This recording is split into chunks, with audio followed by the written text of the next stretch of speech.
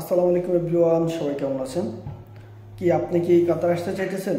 আপনার ভিসা হয়ে গেছে, কাতার আসবেন? কাতার যারা নতুন করে আসতেছেন তাদের জন্য একটা সুখের সংবাদ এবং অনেকের জন্য দুঃখের সংবাদ। বিশেষ করে ভিসা দালালদের জন্য দুঃখের সংবাদ।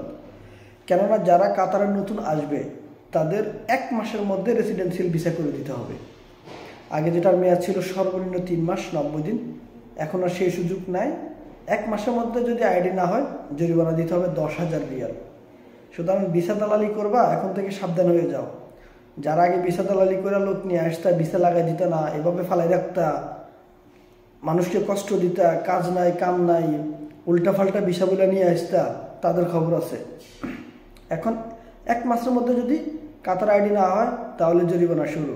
কোম্পানির লোক যারা আছেন ভিসা বিক্রি করেন, সচেতন হন, নাহলে আপনাদের খবর আছে। দীর্ঘদিন ভিসা দালালি করছো তোমরা।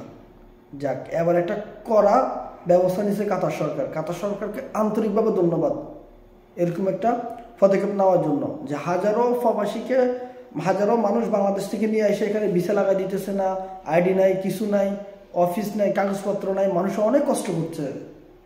বিশেষ করে আমি নিজেও অফিস নাই ঠিক মতে, এরপরে ফালাচিয়ে চলে গেছে গা, আইডি মারি দিতে চায় না। এখন যারা নতুন আসবে কাতারে, এটা তাদের জন্য সব থেকে ভালো একটা দিক, আর ভিসা দালালদের জন্য খুব কষ্টের একটা দিক। কেননা আগে তালবাহানা করতো, ভিসার টাকা হয় নাই, এই হয় নাই, সেই হয় নাই, তোমার ভিসা লাগাই দেবো না, তোমার যে আনছে তার সাথে দেখা করো, তাকে নিয়ে আসো। এখন আর কোম্পানি এগুলো বলতে পারবে না, কারণ ভিসা না লাগাই দিলে হয়তো এই ভিসাটা ক্যান্সেল করে দিতে হবে, আর না হলে জরিমানা দিতে হবে।